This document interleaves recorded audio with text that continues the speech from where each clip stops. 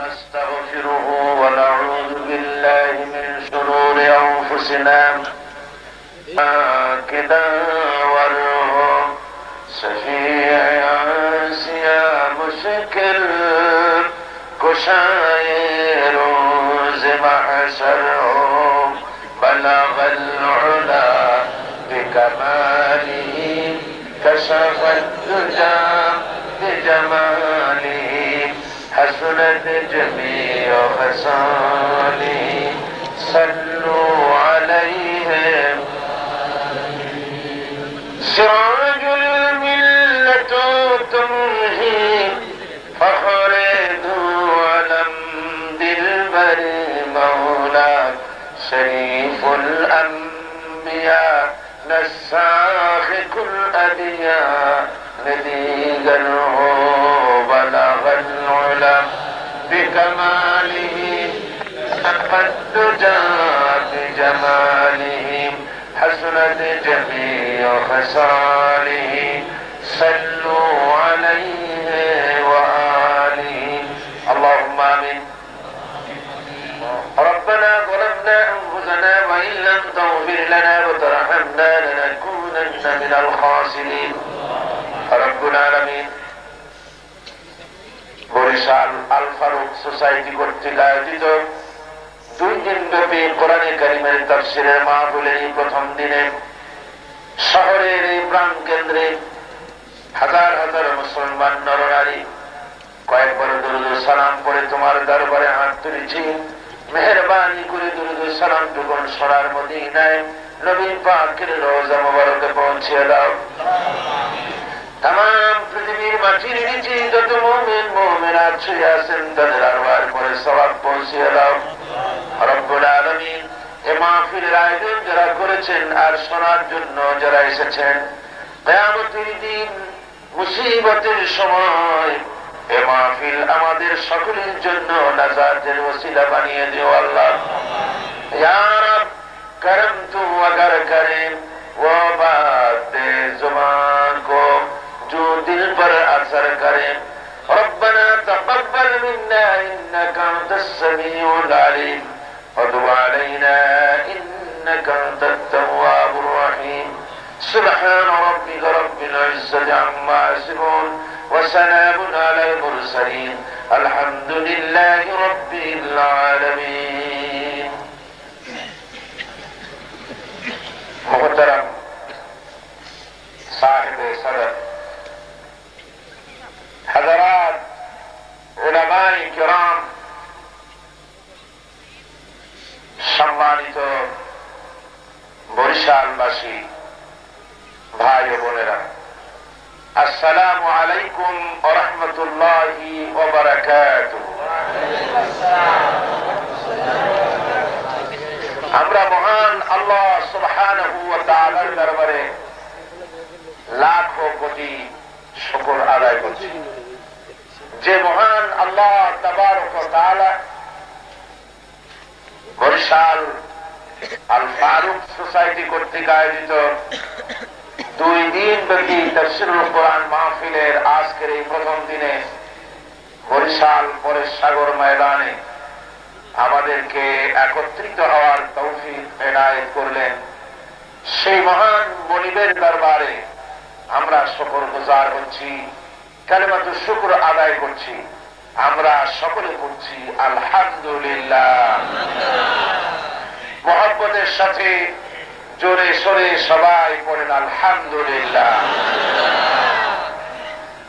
আমরা আজ এমন এক কিতাব থেকে জানতে এসেছি, বুঝতে এসেছি যে কোরআনে কারীম যে কিতাব হচ্ছে গোটা বিশ্বের সর্বকালের সর্বযুগের সকল মানুষের হেদায়েতের একমাত্র কিতাব। সুতরাং কোরআন হচ্ছে আল্লাহ পাকের আখেরি কালাম। এই কালামে রব্বানি যে মাহফিলে আলোচনা করা হয়, সেই মাহফিলের চাইতে শ্রেষ্ঠ মাহফিল আল্লাহর আকাশের নিচে জমিনের উপরে আর হতে পারে না। এ মাহফিলই শ্রেষ্ঠ মাহফিল, যেহেতু আল্লাহ সুবহানাহু ওয়া তাআলার কালামে রব্বানি এখানে আলোচনা হতে যাচ্ছে। কোরআনে কারীম গোটা বিশ্বের সর্বকালের সর্বযুগের শ্রেষ্ঠ বিস্ময়, মানব জাতির জন্য হেদায়েতের কিতাব। সুতরাং আজকের মাহফিলে যে সমস্ত অমুসলিম ভাইয়েরা এসেছেন, আমরা মাহফিলের পক্ষ থেকে তাদেরকেও ওয়েলকাম, স্বাগতম জানাচ্ছি। তার কারণ কোরআনে কারীম শুধু মুসলমানদের জন্য নয়, কোরআনে কারীম বিশ্ববাসীর জন্য। হাযা বায়ানুল লিন্নাস হুদাল লিন্নাস, গোটা পৃথিবীর মানুষের জন্য এটি হচ্ছে হেদায়েতের একমাত্র কিতাব। আল্লাহ যেমন সকলে, কোরআন তেমন সকলে নাযিল হয়েছে যার উপরে, তিনিও তেমন সকলে। কথা বুঝতে পারেন না? আল্লাহ রাব্বুল আলামিন কি শুধু মুসলমানদের আল্লাহ? আল্লাহ পাক হচ্ছেন রব্বুল আলামিন, সমস্ত সৃষ্টি জগতের জন্য তিনি হচ্ছেন রব, সকলের জন্য তিনি আল্লাহ। আর তার কাছ থেকে যে কিতাব এসেছে, এই কিতাবও সব মানুষের জন্য। এটা এমন নয় যে বেদ যেমন ব্রাহ্মণরা ছাড়া বেদ কেউ স্টাডি করতে পারবে না, ব্রাহ্মণ ছাড়া বেদ যদি কেউ স্পর্শ করে, নিম্ন বর্ণ শ্রেণীর হিন্দুরা যদি এটাকে স্পর্শ করে, তাহলে তাদের নরকে যেতে হবে, যদি বেদ কেউ স্পর্শ করে ব্রাহ্মণ ছাড়া। কোরআনে কারীম সম্পর্কে এরকম কথা নাই যে কোরআনে কারীম মৌলানা সাহেব, পীর সাহেব, দাড়ি টুপি জামাওয়ালা লোকেরা ছাড়া, দাড়িবিহীন টুপিবিহীন প্যান্ট শার্ট পরা ইংরেজি শিক্ষিত লোকেরা কোরআনে কারীমে স্পর্শ করলে বংশ শুদ্ধ হাবিয়ে দৌড়ে যাবে, এমন কথা আছে নাকি?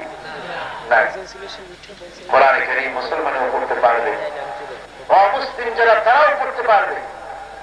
একটি মাত্র শর্ত, শর্তটি আল্লাহ পাক নিজে আরোপ করেছেন, কোরআনের দরওয়াজা সকলের জন্য খোলা।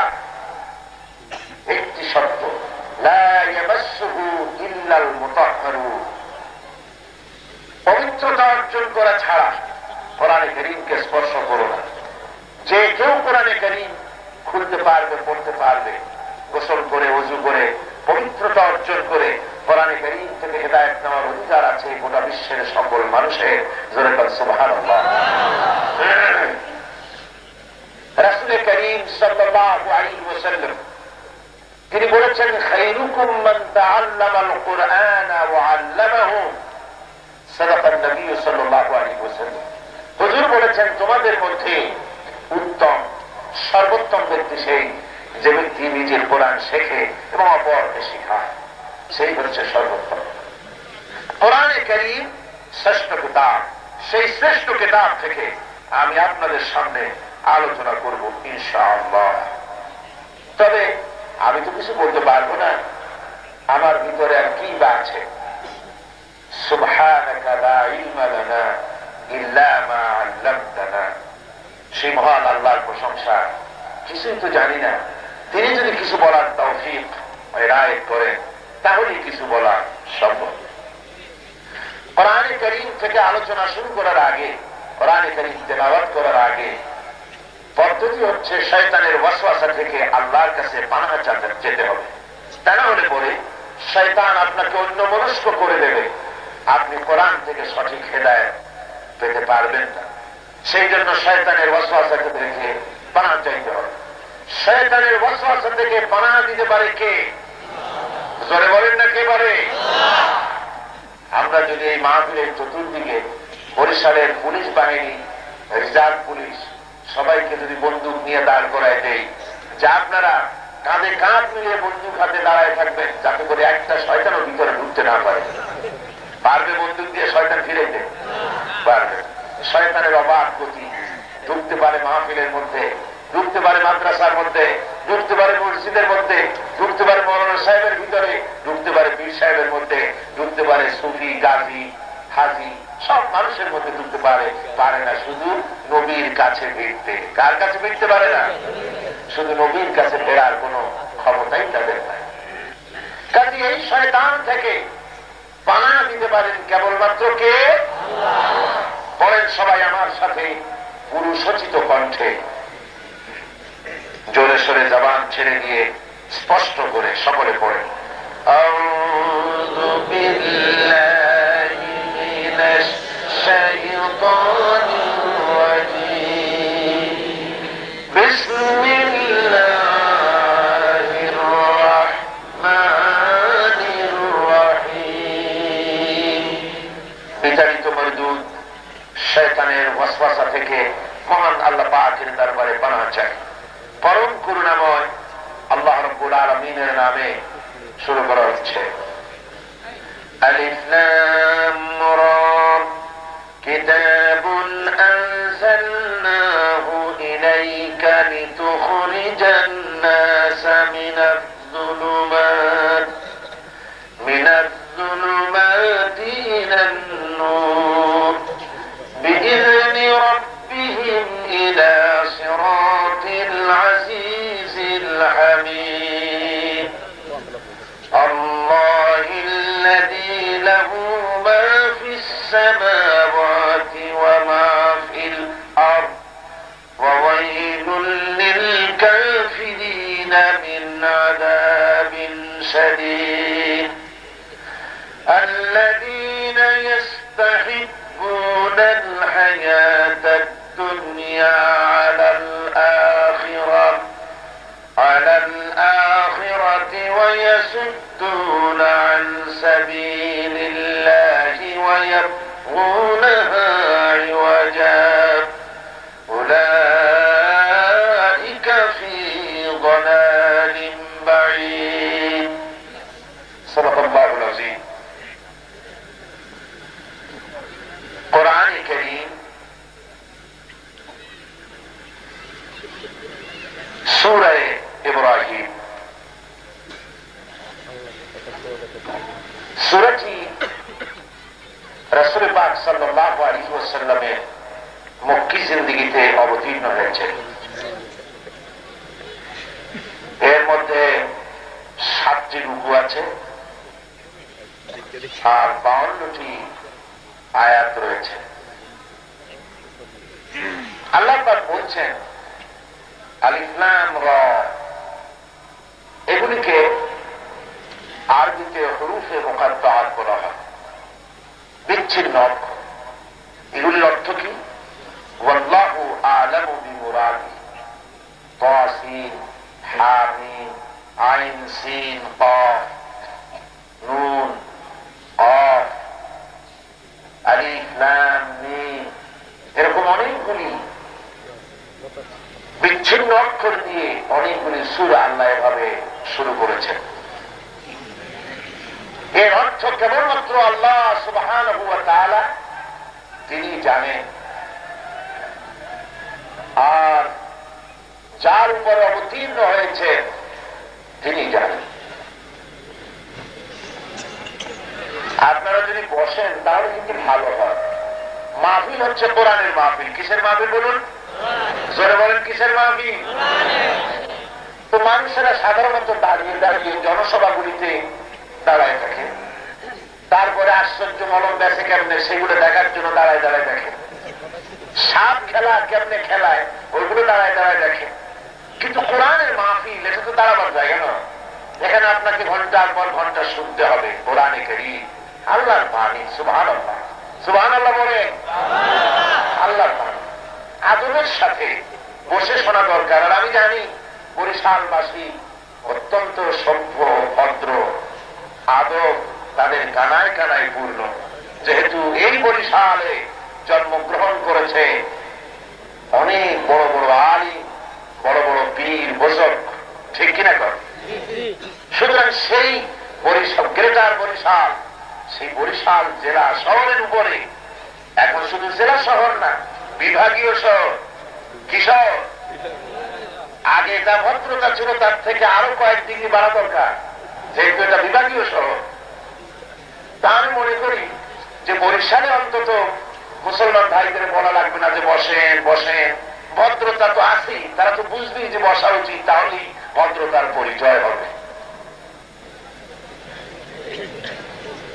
অন্যকে ডিস্টার্ব করলে নিশ্চয়ই আল্লাহর কাছে দায়ী হয়ে যাবেন, যেহেতু কোরআনে কারীমের আলোচনা। তো একটু যদি মাটির ধুলাবালি লাগে তো কি বা এমন হবে, মাটির সাথেই তো আমরা মিশে যাবো নাকি?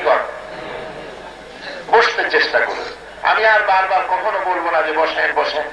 যাদের রুচিতে ধরে আর মনে করেন যেটা শিষ্টাচার, সৌজন্যমূলক ভাবের প্রকাশ ঘটে, আদবের প্রকাশ ঘটে, কোরআন শুনতে এসেছি আমি বসি, এই চিন্তা যদি মাথায় ঢোকে তো বসুন। তো বলেছি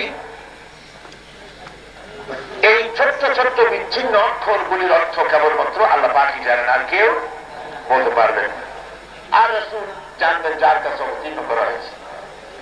কিতাবুন আনজালনাহু ইলাইকা লিতুখরিজান নাস মিনাজ যুলুমাতি ইলান নূর।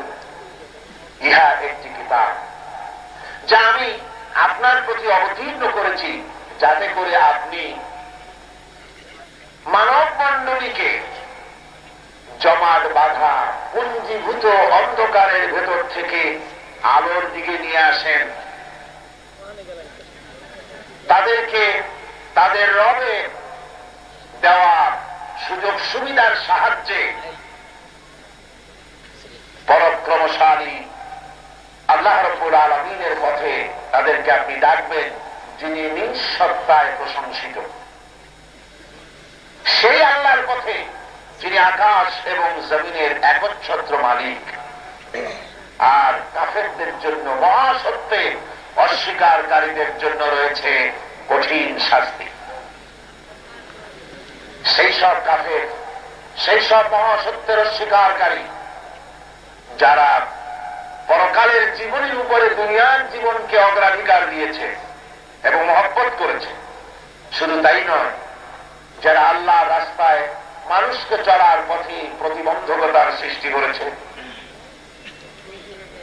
আর নিজেদের ইচ্ছে মতো সে পথটিকে বাঁকা করার জন্য চেষ্টা করেছে, তারা হেদায়েত থেকে গুমরাহির দিকে বহু দূরে এগিয়ে গিয়েছে। এ হলো আমি যতটুকু তেলাওয়াত করেছিলাম তার শাব্দিক তরজমা। এর শানে নজুল হচ্ছে, সূরাটি আমি আগেই বলেছি রাসূল পাক সাল্লাল্লাহু আলাইহি ওয়াসাল্লামের মক্কি জিন্দেগিতে অবতীর্ণ হয়েছে। ওই সময় যখন রাসূল পাক সাল্লাল্লাহু আলাইহি ওয়াসাল্লামের উপরে এবং তার অনুসারীদের উপরে কাফেরদের নির্যাতনের মাত্রা চূড়ান্ত পর্যায়ে চলে গিয়েছে। এমন কোন ঘৃণ্যতম নিকৃষ্টতম কলা কৌশল নাই যা কাফেররা ব্যবহার করেনি রাসূল পাক সাল্লাল্লাহু আলাইহি ওয়াসাল্লাম এবং তার সাহাবীদের উপরে। অর্থাৎ ইতিপূর্বে যত পয়গম্বর পৃথিবীতে এসেছেন তাদের বিরুদ্ধে সেই যুগের লোকেরা যত ধরনের ষড়যন্ত্র করেছিল সেগুলোরও সীমানা ছাড়াই গেছে মুহাম্মদ সাল্লাল্লাহু আলাইহি ওয়াসাল্লামের উপরে এবং সাহাবায়ে কেরামদের উপরে যে অত্যাচার করা হয়েছে। এই ইসলামের উপরে, নবীর উপরে, সাহাবায়ে কেরামদের উপরে যখন চূড়ান্ত ভাবে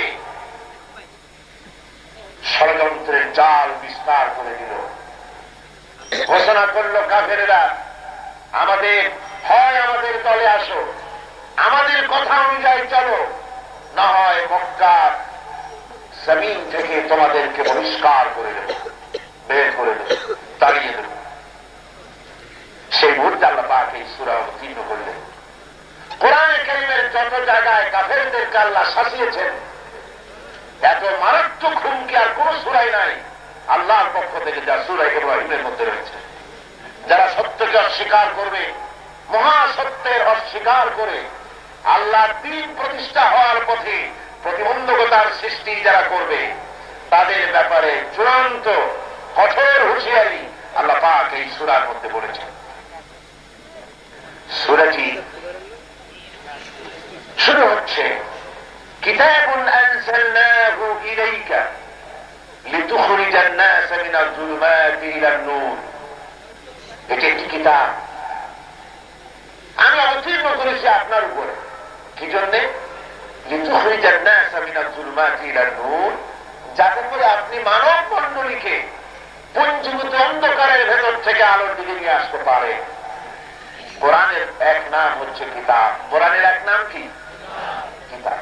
অনেক নাম আছে কোরআন। কোরআনের নাম হুদা, কোরআনের নাম শিফা, কোরআনের নাম জিক্র, কোরআনের নাম তানজিল, কোরআনের নাম কিতাব, কোরআনের নাম ফুরকান।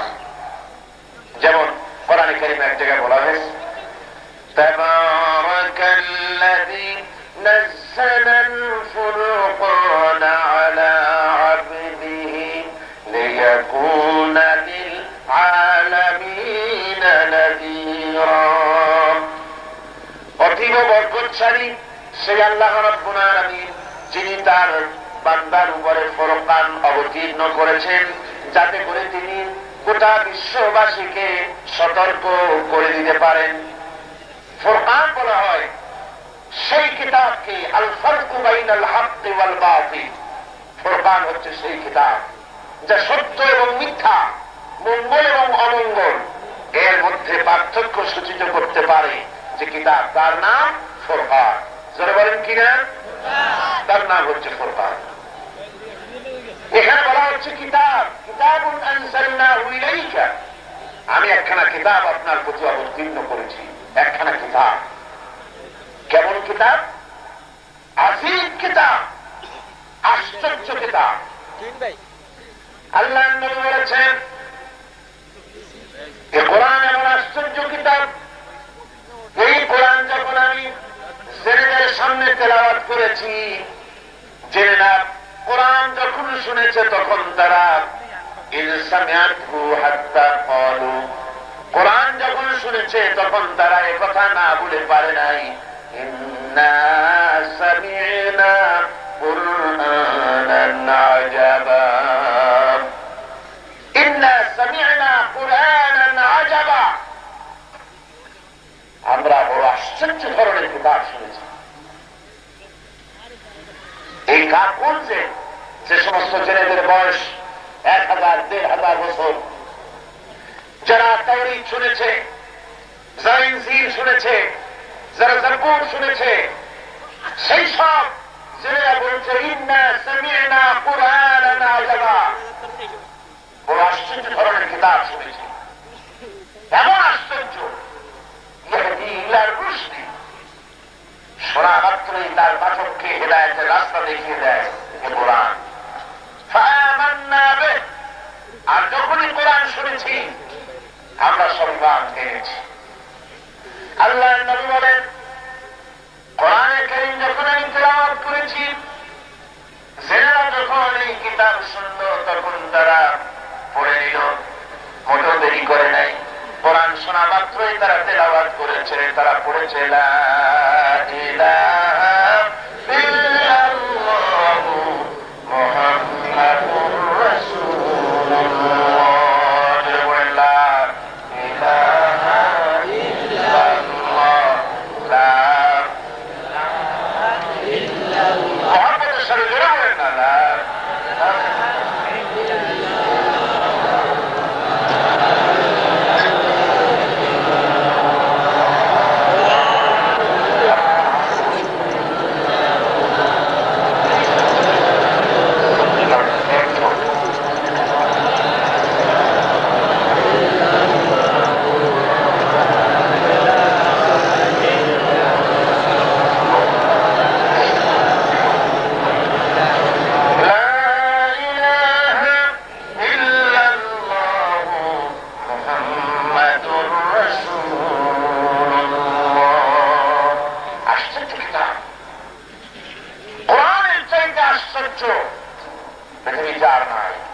সারা পৃথিবীর এ মহাবিশ্বের মহাবিশ্বয় কোরআন। মহাবিশ্বের মহাবিশ্বয় কি? জোরে বলতে ইচ্ছে করে না? আল কোরআন গোটা পৃথিবীর মানুষকে আশ্চর্য করে দিয়েছে। কেমন আশ্চর্য করে? আশ্চর্য করেছে 1500 বছর পার হয়ে গেছে, কোরআন অবতীর্ণ হয়েছে, আজ পর্যন্ত পৃথিবীর কোন মানুষ কোরআনের মতো করে কোন সূরা বানাতে। যদি আল্লাহর কালাম এটা না হতো তাহলে একদিনে মানুষকে নকল বানাই দিতে পারত। এত ক্ষমতা রাখে মানুষ, বুদ্ধি কি কম মানুষের? যে মানুষেরা এত নকল বাই করে আর ইসলামের ব্যাপারে এত চ্যালেঞ্জ করে, কই আল্লাহর এই চ্যালেঞ্জের মোকাবেলা তো ১,৫০০ বছরের ভিতরে কেউ করতে এর মোকাবেলা করতে পেরেছে? পারে না। মুসাইলামা কাযযাব চ্যালেঞ্জের মোকাবেলা করতে গিয়ে একটা সূরা বানাইছিল। সেই সূরাটা পড়িয়া তার উম্মতেরা কাশতে কাশতে আসছে।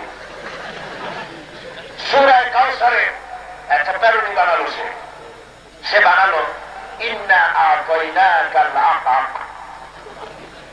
ফাসাল্লি লিরাব্বিকা ওয়াসআক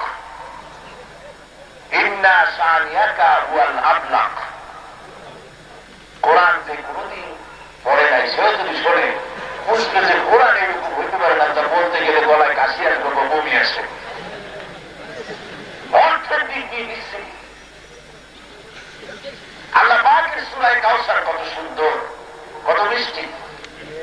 আর একটা কি সূরা বানাইছে অর্থের দিক থেকে কি ইন্না আ'তাইনাকাল আ'তাক, আমি তোমাকে আকাশ পক্ষী দান করেছি। লোহাতে বলা হয়েছে আকাশ মানে কুতুব পেশা, নবী যে ক্লাসের পাখিও পাইছে সেই ডিজাইনের। ফাসাল্লি লিরাব্বিকা ওয়াসআক, সুতরাং তুমি তোমার প্রভুর উদ্দেশ্যে নামাজ পড়বার জোরে সোরে চিৎকার মারো। ইন্না শানিয়াকা হুয়াল আবলাক, নিঃসন্দেহে তোমার শত্রুরা সাদা এবং কালো রঙের। কোন এর কোন আগমতা আছে?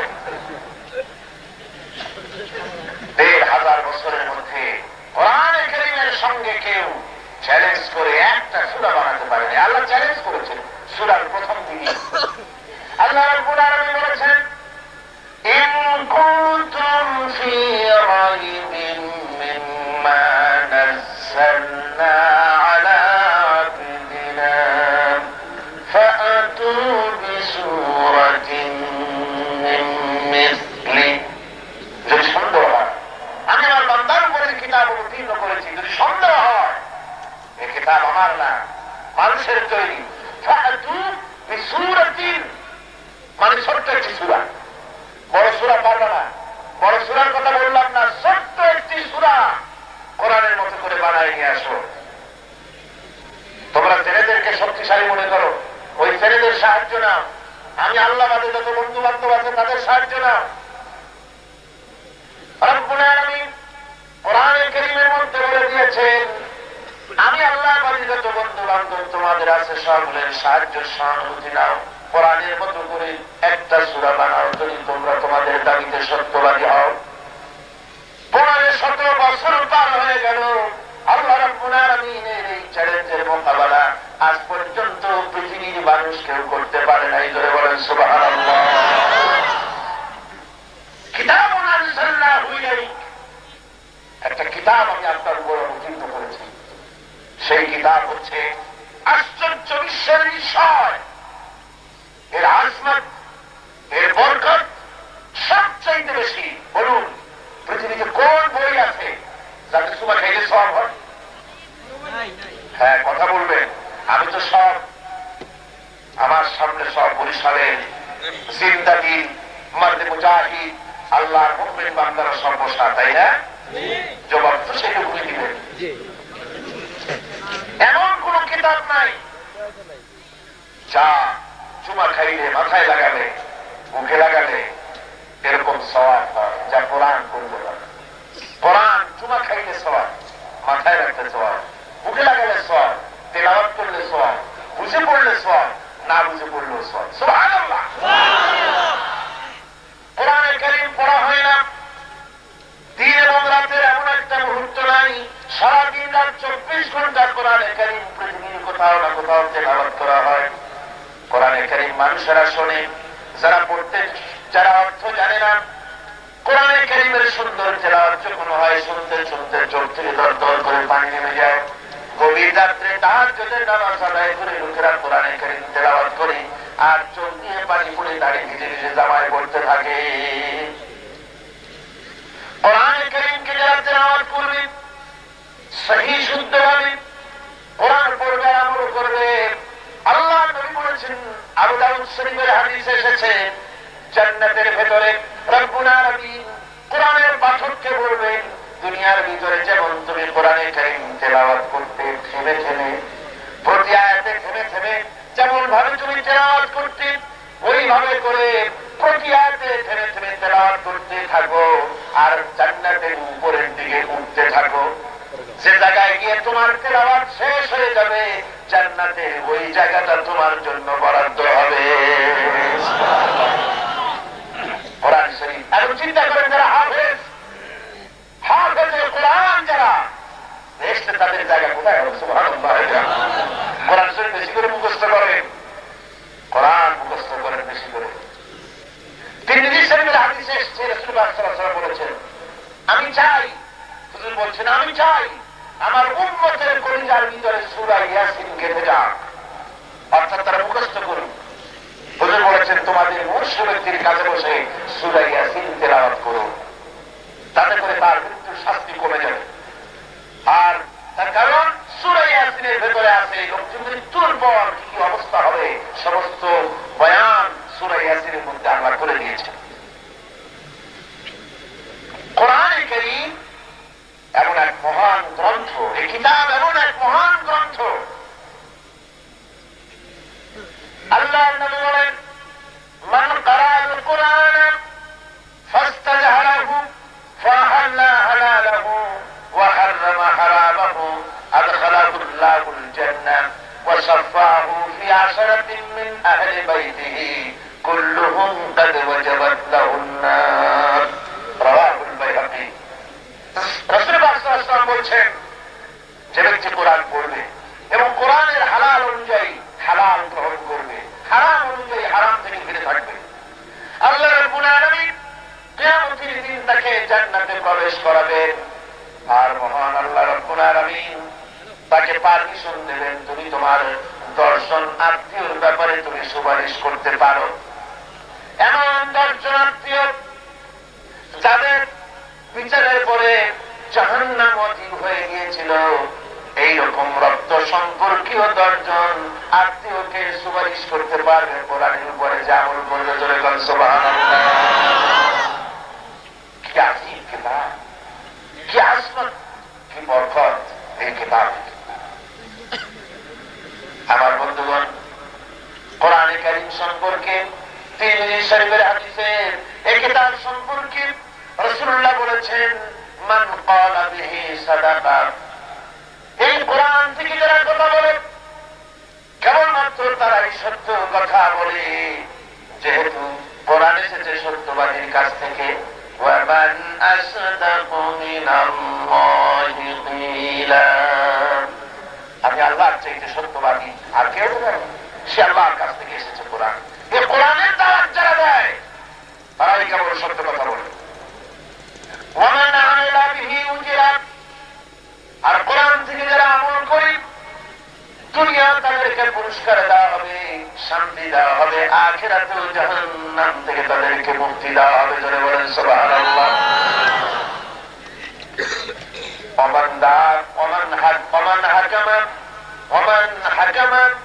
যে ব্যক্তি এই কোরআন থেকে, কোরআনে কারীম থেকে যারা বিচার ফয়সালা করবে, আল্লাহ রাব্বুল আলামিন। আবার শুনুন, রাসূলুল্লাহ বলছেন, কোরআন থেকে যারা দাওয়াত দেয়, কোরআনের দিকে যারা দাওয়াত দেয়, তারাই সঠিক সরল সহজ রাস্তার দাওয়াত দেয়, যে রাস্তার শুরু হয়েছে দুনিয়া থেকে, শেষ হয়েছে জান্নাতুল ফিরদাউসে। জোরে বলেন সুবহানাল্লাহ। আল্লাহর নবী বলছেন, কোরআনের দাওয়াত যারা দেয় ওরাই সঠিক দাওয়াত দেয়। আর আমরা কি শুনতে পাই, কোরআনের দাওয়াত দিলে অন্যরা বলে এরা হলো মৌলবাদী, এরা ফান্ডামেন্টালিস্ট, এরা রক্ষণশীল, এরা প্রতিক্রিয়াশীল, নানান ভাষায় তারা গালি দেয়। ঠিক কি না? রাসূলুল্লাহ বলছেন, কোরআন থেকে যারা দাওয়াত দেয় তারাই সত্য দাওয়াত দেয়, সঠিক রাস্তার দাওয়াত। বলছেন কিতাবুন আনজালনাহু ইলাইকা, আমি আপনার প্রতি একটি কিতাব কোরআন। কার আছে? তার কারণ হলো আল্লাহ রাব্বুল আলামিন বলেছেন নাহনু নাযালনা যিকরা ওয়া ইন্না লাহু লাহাফিজুন। কোরআন নাযিল করেছি আমি আল্লাহ, আর এর সংরক্ষণের সম্পূর্ণ দায়িত্ব আমি আল্লাহ আমার নিজ হাতে গ্রহণ করেছি। নাযিল করেছি আমি, সংরক্ষণের দায়িত্ব আমার। আল্লাহ যদি বলেন এই ছোট্ট একটা জিনিসের কথা, আমি তার ইবাদত করবো, এইটার মেশিনে অথবা কোন রকমের কোন গন্ডগোল নষ্ট হওয়া পচে যাওয়ার কোনো সম্ভাবনা আছে?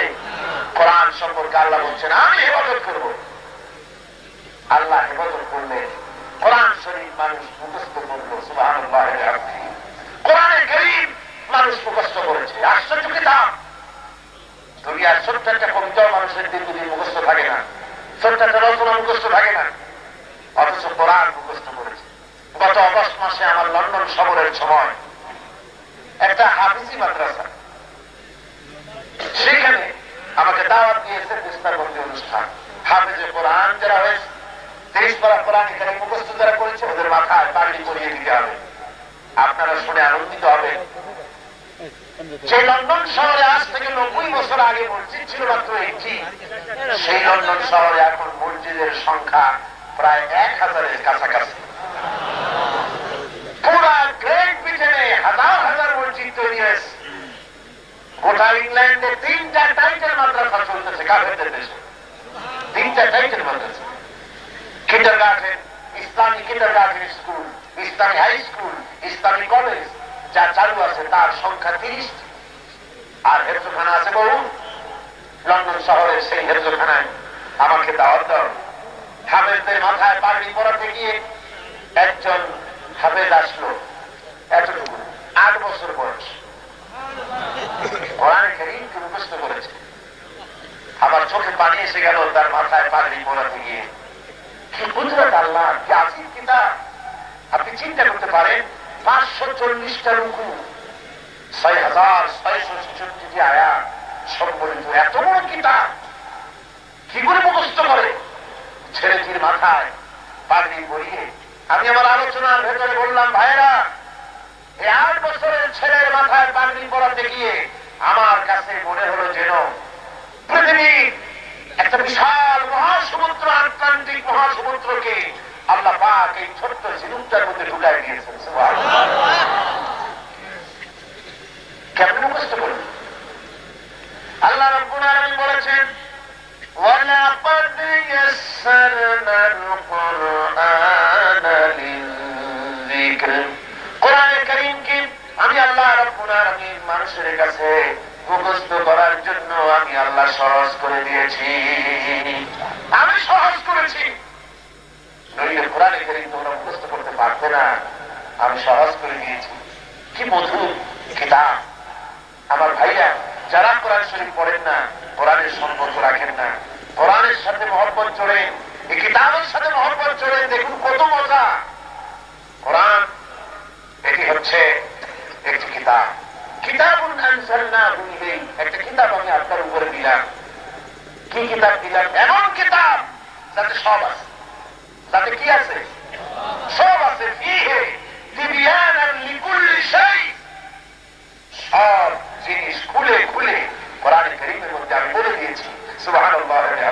দেখেন এই পৃথিবীতে ক্ষুদ্র প্রাণী পিঁপড়া, আল্লাহ পিঁপড়াকে কোরআন থেকে ইগনোর করেন, কোরআন থেকে বাদ দেন। পিঁপড়ার নামেও সূরা একটা এখানে আছে, আছে না? নাম কি? সূরাতুল আন-নাম। আবার হাতির মতো প্রকাণ্ড জিনকেও বাদ দেওয়া হয়, ওর নামেও একটা সূরা আছে, নাম কি? সূরা ফিল। মানুষের নামে সূরা একটি আছে, নাম কি? আন-নাস, সূরা নাস। মহিলাদের নামে একটা সূরা আছে, মেয়েদের নামে, নাম কি? সূরাতুন নিসা। আবার মাকড়সা, ওর নামেও একটা সূরা আছে, নাম কি?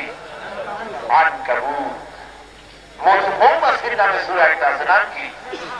সূরা নাহল। আবার লোহা, যে লোহা না হলে দুনিয়া অচল, কি? সূরাতুল হাদীদ।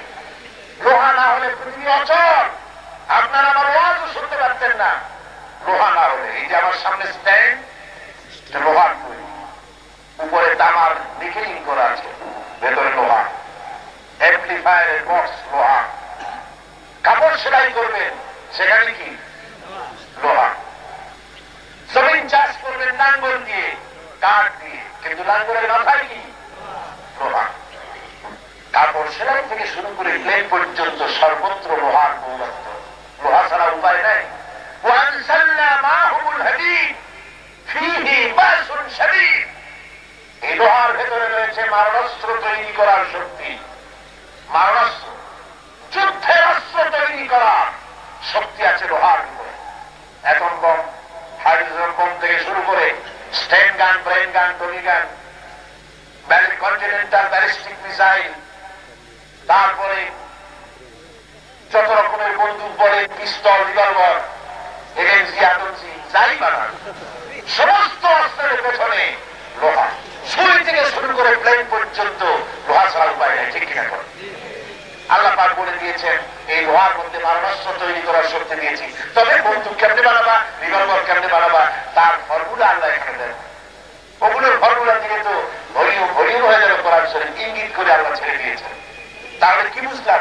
বুঝলাম কোরআনে কারীম পিঁপড়া থেকে শুরু করে হাতি পর্যন্ত, মানুষ থেকে শুরু করে মাকড়সা পর্যন্ত, লোহা থেকে শুরু করে খনিজ পদার্থ, ক্ষতত্ব, ভূতত্ত্ব, নৃতত্ত্ব, রাজনীতি, অর্থনীতি, সমাজনীতি, পররাষ্ট্রনীতি, শিক্ষানীতি, ব্যক্তিনীতি, পরিবার নীতি, হুকাল পরকাল, সব কিছুকে আল্লাহ পাক কোরআনে কারীমের মধ্যে সন্নিবেশিত করেছেন। সুবহানাল্লাহ বলেন।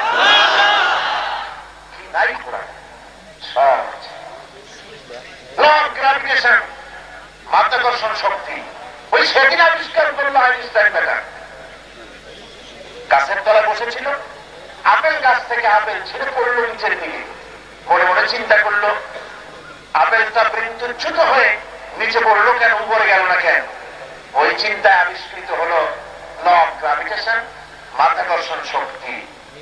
কিন্তু এর থেকে 1400 বছর আগে, 1500 বছর আগে উম্মি নবী, যিনি কোন বিজ্ঞানাগারে লেখাপড়া করেন নাই, রাসূলুল্লাহ বিএ পাস ছিলেন, এমএ পাস, টাইটেল পাস, দাওরা পাস, কোন শিক্ষাঙ্গনে তিনি লেখাপড়া করেন। তার কারণ কি? কারণ হলো আল্লাহ রাব্বুল আলামিন নবীদেরকে পৃথিবীর কোন মানুষের কাছে তাদেরকে শিক্ষা দেন নাই। মানুষের জ্ঞান হলো সীমাবদ্ধ, আর আল্লাহর জ্ঞান হলো অসীম। সীমাবদ্ধ জ্ঞানের লোকের কাছে নবীরা শিখবেটা কি? গোটা মানব জাতি, মানব গোষ্ঠীর পথ প্রদর্শন যারা করবে, তাদের জ্ঞান আসতে হবে অসীম জ্ঞানের মালিক যিনি, তার কাছ থেকে। এই জন্য অসীম জ্ঞানের মালিক হলেন আল্লাহ রাব্বুল আলামিন। তার কাছ থেকে জ্ঞান এসেছে নবীদের কাছে। তাই গোটা দুনিয়ার সমস্ত নবীদের ওস্তাদ ছিলেন কেবলমাত্র আল্লাহ সুবহানাহু ওয়া তাআলা। তিনি ছিলেন ওস্তাদ। কোন বিজ্ঞানাগারে রিসার্চ না করে, লেখাপড়া না করে মুহাম্মদ রাসূলুল্লাহ সাল্লাল্লাহু আলাইহি ওয়াসাল্লামের মুখে আল্লাহ পাক মাধ্যাকর্ষণ শক্তির কথা শুনিয়ে দিয়েছেন। কোরআনে কারীম বলছেন প্রত্যেকটি গ্রহ এবং নক্ষত্রকে, সৌরমণ্ডলকে আকর্ষণ করে ধরে রাখার জন্য একটা মাধ্যাকর্ষণ শক্তি আল্লাহ পাক সৃষ্টি করে রেখেছে। মাধ্যাকর্ষণ শক্তি শুধু পৃথিবীর নাই, প্রত্যেকটা গ্রহের আছে। এক একটা গ্রহ আর একটা গ্রহকে আকর্ষণ করছে। এই আকর্ষণ যেদিন বন্ধ হয়ে যাবে, সেদিন সব লন্ড ভন্ড হয়ে গিয়ে কিয়ামত অনুষ্ঠিত হবে। কোরআনে কারীম হচ্ছে রাসূল পাক সাল্লাল্লাহু আলাইহি ওয়াসাল্লামের জীবনের শ্রেষ্ঠ মুজিজা। আপনারা জানেন দুনিয়ায় যত নবী এসেছেন, সমস্ত নবীরা হচ্ছেন বহিঃপ্রাপ্ত। এক এক নবীর এক এক ধরনের বরকত এবং ফজিলত। আমরা সব নবীকে বিশ্বাস করি। লা নুফাররিকু বাইনা আহাদিন মির রুসুলি। আমরা নবীদের মর্যাদার ভেতরে নবীদের মধ্যে কোনো পার্থক্য সহ্য করি না। তবে শ্রেষ্ঠ নবী হচ্ছেন মুহাম্মদ রাসূলুল্লাহ সাল্লাল্লাহু আলাইহি ওয়াসাল্লাম। এক এক নবীকে আল্লাহ পাক এক এক ধরনের মর্যাদা দিয়েছেন। হযরত মূসা আলাইহিস সালামের মর্যাদা ছিল কালিমুল্লাহ হিসাবে, ইব্রাহিম আলাইহিস সালামের মর্যাদা ছিল খলিলুল্লাহ হিসেবে ইসমাইল আলাইহিস সালামের মর্যাদা ছিল, জবিহুল্লাহ হিসেবে হযরত ঈসা আলাইহিস সালামের মর্যাদা ছিল, রূহুল্লাহ হিসেবে। এভাবে এক একজন পয়গম্বরের মর্যাদা এক একজনের চাইতে কিছু না কিছু বেশি ছিল। কিন্তু তিনটি জিনিস আল্লাহ রাব্বুল আলামিন সব নবীকে সমান করে দিয়েছেন। একটা হলো ওহী, আর একটা হলো মুজিজা, আর একটা হচ্ছে হুসনে খুলক, উন্নত মানের চরিত্র। এই তিনটি জিনিস সমান ভাবে দেওয়া আছে। ওহী ছাড়া নবী হওয়া যায় না। এমনি আপনারা একটা লোকের ভোট দিতে পারেন, কোন শরীয়ত দিলে ভোট দিলে সবাই মিলে যে তুমি নবী হওয়া মানো, সবাই মিলে ভোট দিল, নবী তারা আপনারা বানাইলেন। কিন্তু নবী হওয়ার জন্য ওহী নাযিল হওয়া শর্ত। জিন্দাইকে আনতে পারবেন? কি বলেন পারবেন? বরিশালের সব মানুষ যদি 6 দিনের জন্য অনশন ধর্মঘট করে জিবরাইল না আসা পর্যন্ত কিছু খাবো না, তাদের কি জিবরাইল নামবে? নামবে। ওহী আল্লাহর পক্ষ থেকে আসে। 2 নম্বরে মুজিজা দেওয়া হয়েছে সমস্ত নবীদেরকে। আর মুজিজা যেই নবীকে দেওয়া হয়েছে ওই জামানায় সবচাইতে প্রভাব সৃষ্টি করতে পারে এমন জিনিসকে দুর্বল করে দেওয়ার মতো মুজিজা, অর্থাৎ আজিজ করনেওয়ালা। যে সময় যে জিনিস বেশি প্রভাব বিস্তার করে ওইটাকে দুর্বল করে দেওয়ার জন্য নবীদের হাতে মুজিজা দেওয়া হয়। যেমন দাউদ আলাইহিস সালামের সময় অস্ত্র তৈরি একটা প্রভাব বিস্তার হয়েছিল। অস্ত্র তৈরি হতো লোহা দিয়ে। দাউদ আলাইহিস সালামের মুজিজা ছিল লোহা তিনি হাতে নিতেন। লোহা দিয়ে অস্ত্র নির্মাণ করার জন্য লোহা আগুনে পোড়ানো লাগতো না, লোহা তিনি হাতের ভিতরে নিয়ে চাপ দিতে, মুঠার ভিতর থেকে আঙ্গুলের ভাগ দিয়ে লোহা পানি হয়ে গলে পড়ে যেত। ঈসা আলাইহিস সালামের মুজিজা ছিল তিনি জান্নাতের চোখের উপরে হাত বুলাতেন, চোখটা ভালো হয়ে যেত। কুষ্ঠ ব্যাধিগ্রস্ত লোকের গায়ে হাত বুলিয়ে দিতেন, কুষ্ঠ ব্যাধি তার ভালো হয়ে যেত। আবার মৃত্যু মানুষের কবরের কাছে গিয়ে বলতেন কুল বিইজনিল্লাহ, বলার সঙ্গে সঙ্গে কবর ফেরে 100 বছর সহস্র বছরের লাশ জিন্দা হয়ে যেত। কবরে ফিরে বলতো লা ইলাহা ইল্লাল্লাহু ঈসা রূহুল্লাহ। হযরত মূসা আলাইহিস সালামের মুজিজা ছিল আল্লাহ রাব্বুল আলামিন হযরত মূসা আলাইহিস সালামকে জিজ্ঞাসা করেছিলেন একদিন, ওয়া মা তিলকা বিয়ামিনিকা ইয়া মূসা, হে মূসা তোমার ডান হাতে ওটা কি? মূসা আলাইহিস সালাম বললেন এটা একটি লাঠি, এর উপরে আমি ভর করে দাঁড়াই, এটা দিয়ে আমি পাতা পারি, এটা দিয়ে আমি গরু ছাগল ভেড়া ইত্যাদি নিয়ন্ত্রণ করি, এর উপরে আমি ভর করি, এছাড়া আরো অনেক কাজ করি। প্রশ্ন হলো হাতে কি বললেই হয় এটা একটা লাঠি, কিন্তু এটাতে পাতা পারি, এর উপর ভর করে দাঁড়াই, এ দিয়ে গরু ছাগল খেদাই, এত কথা বলা লাগে কেন? বললেন এত বললেন এই কারণে আশিক যদি মাসুকের সঙ্গে কথা বলার কোন চান্স পেয়ে যায় তাহলে আশিক চায় একটু বেশি সময়টা যাতে দীর্ঘায়িত হয়। মূসা আলাইহিস সালামের কাছে শ্রেষ্ঠ আশিক হচ্ছেন আল্লাহ রাব্বুল আলামিন, মাসুক হযরত মূসা আলাইহিস সালাম আসে। তিনি চাচ্ছেন আল্লাহ যখন দয়া করে আমার সঙ্গে কথা বলা শুরু করেছেন, সময়টা যেন তাড়াতাড়ি কাটতে না যায়, একটু সময় যেন লম্বা হয়। তিনি বললেন এটা লাঠি। আল্লাহ কয় না লাঠি তো, কিন্তু আর একটা জিনিস আছে ওইটার মধ্যে। বলে কি? আল্লাহ বললেন লাঠি ফালায় দাও। লাঠি ফালাবার সঙ্গে সঙ্গে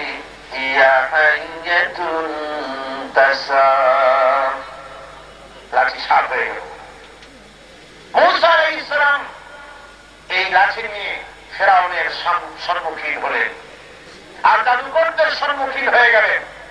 জাদুকরেরা যে তাদের অস্ত্রপাতি দিয়ে তাদের লাঠি ঠেঙ্গা দিয়ে সাপ বানালো, বাঘ বানালো।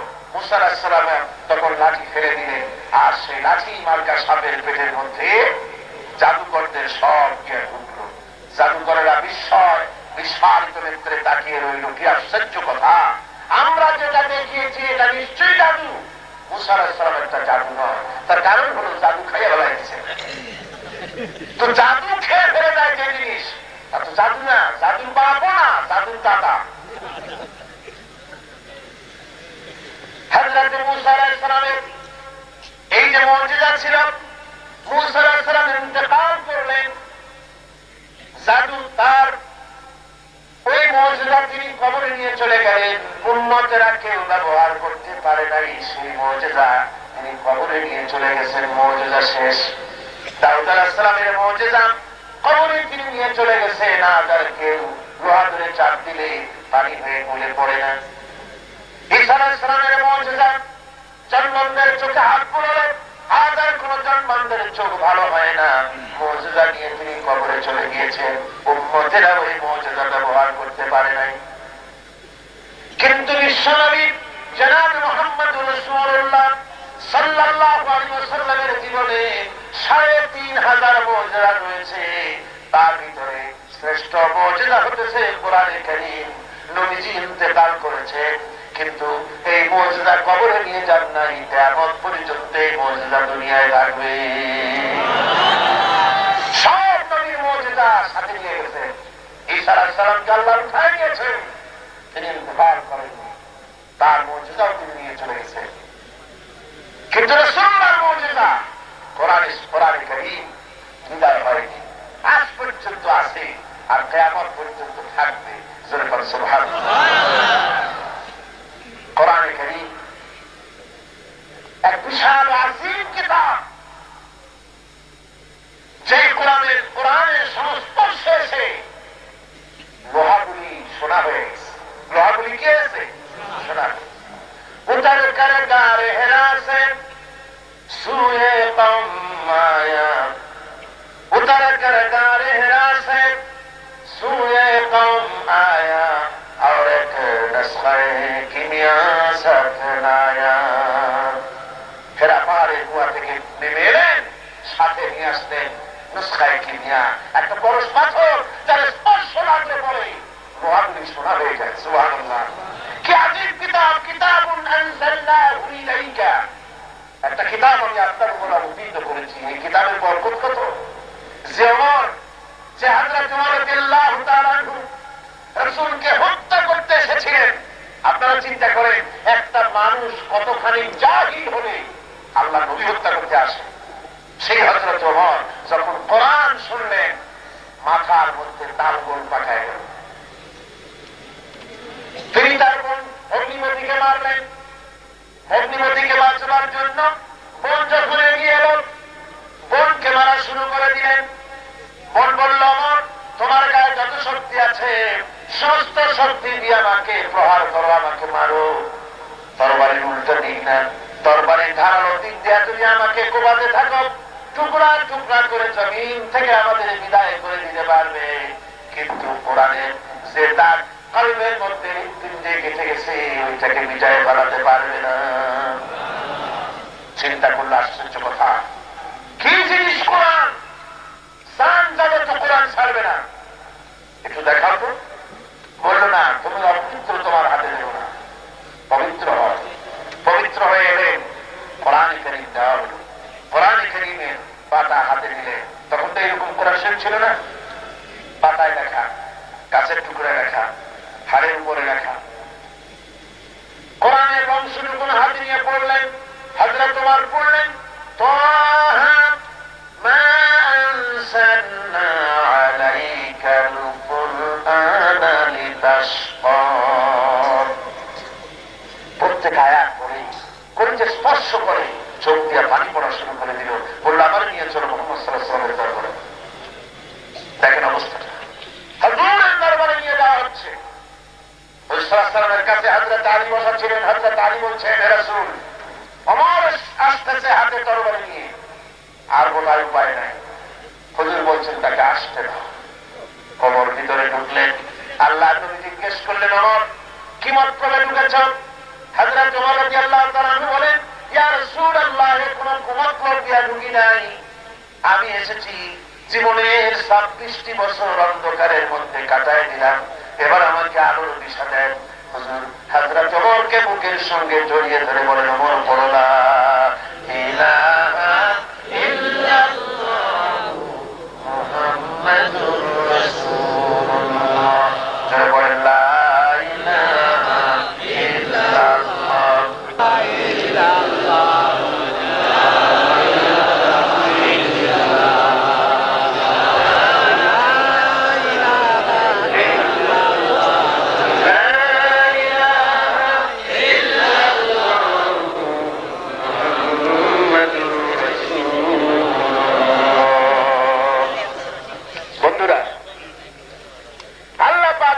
কিতাবুন আনসালনাহু ইলাইকা লিতুখরিজান নাস মিনাজ যুলুমাতি ইলান নূর।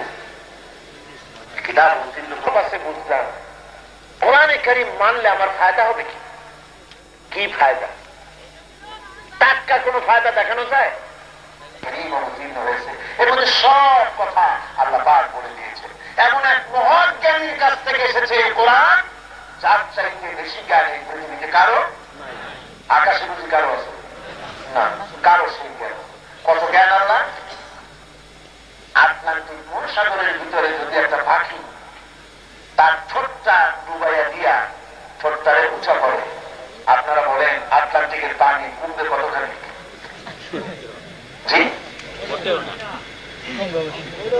আটলান্টিকের ভেতরে পাখি তার ঠোঁট ডুবাইয়া যতটুকু পানি তুলতে পারে না, তাম পৃথিবীর সমস্ত দার্শনিক, সমস্ত বিজ্ঞানী, সমস্ত রাজনীতিবিদ, সমস্ত প্রকৌশলী, সমস্ত আইনজীবী, সমস্ত বুদ্ধিজীবী, তাম পৃথিবীর সমস্ত মানুষগুলি একত্রিত করে তাদের যত জ্ঞান কিয়ামত পর্যন্ত হবে আর হয়েছে, সব জ্ঞান একত্রিত করলেও পাখি যেমন সমুদ্র থেকে ডুবিয়ে যতটুকু পানি পায় না, আল্লাহর অনন্ত সীম জ্ঞানের থেকে গোটা পৃথিবীর মানুষ অতটুকু জ্ঞান পায় নাই। ওমা উতীতুম মিনাল ইলমি ইল্লা কালিলা। কার কথা? ওমা উতীতুম মিনাল ইলমি ইল্লা কালিলা। কালিল নয়, কালিলা। অর্থাৎ তোমাদেরকে খুব সামান্যতম কিঞ্চিত জ্ঞান দেওয়া হয়েছে। কাদেরকে? মানব মন্ডলীকে। আসল জ্ঞান কার কাছে? আসল জ্ঞান কার কাছে? আল্লাহর কাছে হচ্ছে আসল জ্ঞান। আচ্ছা, মানুষের সামান্য জ্ঞান, আমি কিন্তু সব কোরআনের কথাই বলছি। এই যে মানুষের সামান্য জ্ঞান, সেই সামান্য জ্ঞান কতটুকু আমরা একটু দেখি। সামান্য জ্ঞান, এই সামান্য জ্ঞান নিয়ে আমরা পায়ে হাঁটা থেকে গরুর গাড়িতে চলেছি, গরুর গাড়ি থেকে রিক্সা, সাইকেল, মোটর সাইকেল, জিপ, কার, দ্রুতগতিতে ঘোরার জন্য, ওড়ার জন্য প্লেন, মানুষ 3 মাসের সাথে প্রতিযোগিতা করার জন্য সাবমেরিন আবিষ্কার করল, পাখির সাথে পাল্লা দেওয়ার জন্য প্লেন আবিষ্কার করল, চিতাবাঘের সাথে পাল্লা দেওয়ার জন্য গাড়ি আবিষ্কার করল।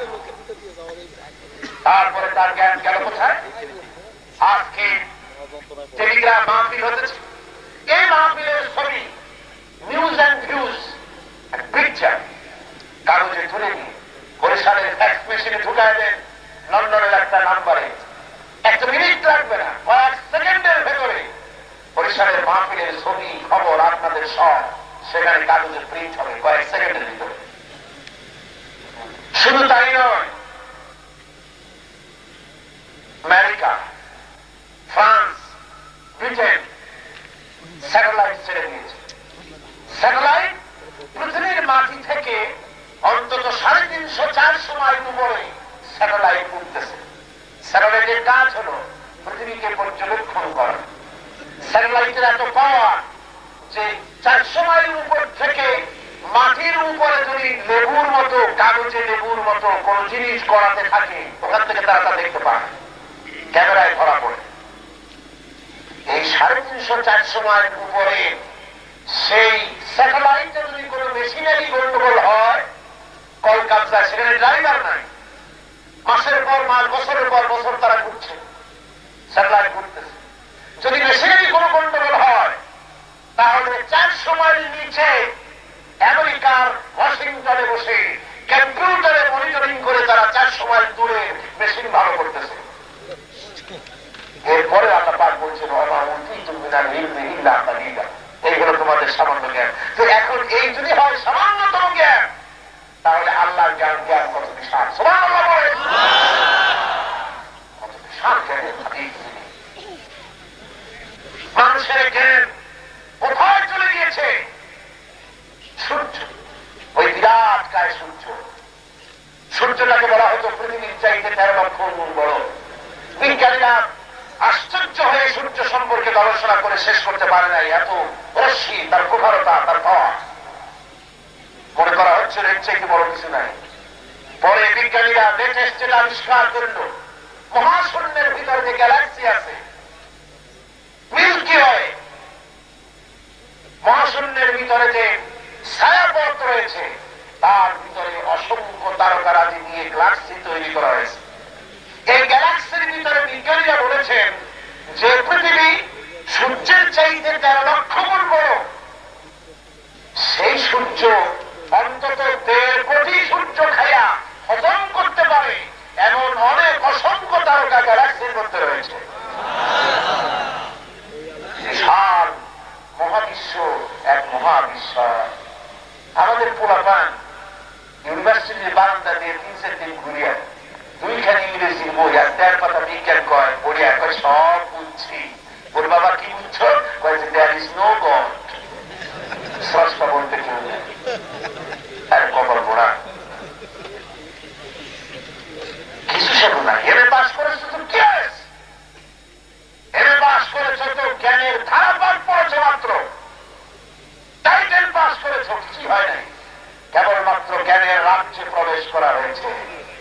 নিউটনের মতো মানুষ বলেছেন জীবন সায়ান্ন কালে, জীবনের বেলাভূমিতে দাঁড়িয়ে, জীবনের গধূলি লগ্নে তিনি বলছেন জ্ঞানের মহাসমুদ্রের পাড়ে দাঁড়িয়ে অথই সাগরের কিছুই দেখতে পারলাম না। শেখ সাদি আহমদুল্লাহ আলাইহি তিনি বলেছেন মৃত্যুর সময় মালুম সর কে হিচ মালুম না সর, সারা জীবন সাধনা করে বুঝিলাম ইহা যে কিছুই বুঝিলাম না। সুবহানাল্লাহ। অল্প বিদ্যা ভয়ঙ্কর করি, পরিষের মধ্যে পানি যদি কম থাকে তাহলে সৎকর মক্কর করে, আর কানায় কানায় পানি ভরা থাকলে মোটেই নড়ে না। আল্লাহর ভয়, কোরআনের আজমত যাদের কলিজার মধ্যে আছে, কোরআন যারা বুঝতে পারে, মাথা ক্রমান্বয়ত হয়, আল্লাহর অফুরন্ত সৃষ্টির রহস্যের সামনে স্বভাব হয়ে যায়, সে নিজেকে একান্ত শিশু মনে করে, শিশু মনে করে। আমার ভাইয়া, ওই বিশাল আকাশের মধ্যে আল্লাহ পাক যে জিনিস রেখেছেন, সূর্য মানুষের জ্ঞান আল্লাহ বলতেছেন ছোট, খুবই নগণ্য। সেই নগণ্য জ্ঞান দিয়ে মানুষেরা টের পেয়েছে সূর্যের আলট্রা ভায়োলেট রে, অতি বেগুনি রশ্মি, যেটা প্রাণী জগতের জন্য মারাত্মক হুমকি। সেই অতি বেগুনি রশ্মি যেন পৃথিবীর মাকে স্পর্শ না করে, প্রাণী জগৎকে স্পর্শ না করে, সেজন্য আল্লাহ পাক একটা লেয়ার তৈরি করেছেন। ওই লেয়ারের নাম হচ্ছে ওজন। OZONE, ওজন। বাংলা ওজন না, কিন্তু ওজন এটা একটা লেয়ারের নাম। এই লেয়ারটা আল্লাহ তৈরি করে। কার তৈরি করে? আল্লাহ তৈরি, যাতে করে সূর্যের অতিবেগুনি রশ্মি যেন মাটিতে না পড়ে। যদি এটা পড়ে মানুষের ক্যান্সার হবে, মানুষের মারাত্মক রোগ হবে, নানাবিধ রোগ হবে, প্রাণী জগৎ পড়ে যাবে, জমিন ফসল উৎপাদনে ব্যর্থ হয়ে যাবে। সেই ওজোন স্তরে ফাটল ধরেছে, যেটাকে গ্রিন হাউস এফেক্ট বলা হচ্ছে। ওজোন স্তরে ফাটল ধরেছে। ওজোন স্তর কোথায়? অনেক দূরে। আবার সূর্য, man does not stand alone, একখানা বই, বিজ্ঞানের বই, ব্রিটিশ লাইব্রেরিতে বইটি পাওয়া যায়। এ বইয়ের ভিতরে বিজ্ঞানীরা লিখেছেন নিশ্চয়ই স্রষ্টা বলে কেউ আছেন, তা না হলে এই সুন্দর সৃষ্টি এরকম থাকতে পারে না। যারা বিজ্ঞানী তারা নাস্তিক কম হয়, যারা ইঞ্জিনিয়ার তারাও নাস্তিক কম হয়। নাস্তিক হয় সাহিত্য পড়ে, দর্শন পড়ে লোকেরা নাস্তিক বেশি হয়, বিজ্ঞানীরা ঠাস করে করে খেয়ে হারিয়ে ফেলে, মনে করে নিশ্চয়ই এর পেছনে কোনো না কোনো পাওয়ার আছে। ওই পাওয়ারটা যে বুঝতে পারে সে তো লা ইলাহা ইল্লাল্লাহ মুহাম্মাদুর রাসূলুল্লাহ পড়ে ফেলে, আর পাওয়ার যে বুঝতে পারে না সে মনে করে নিশ্চয়ই একটা কিছু আছে, নইলে এত সুন্দর করে সবকিছু হতে পারে না। কিন্তু আমাদের দেশের এক শ্রেণীর বুদ্ধিজীবী আছে, নাম দেয় বুদ্ধিজীবী, মানুষকে বুদ্ধি দিয়ে সর্বনাশ করে। ওর একটা বুদ্ধিজীবী হল ডক্টর আহমদ শরীফ। আহমদ নাকি আহমদ, শরীর সারুন থেকে, শরীফ মানে তো ভদ্র, ও হচ্ছে আহমদ শরীর। আহমদ মানে বোকা, বেউকুফ, আর শরীর মানে দুষ্ট। দুষ্ট এই জন্যে যে ওর চিন্তাধারা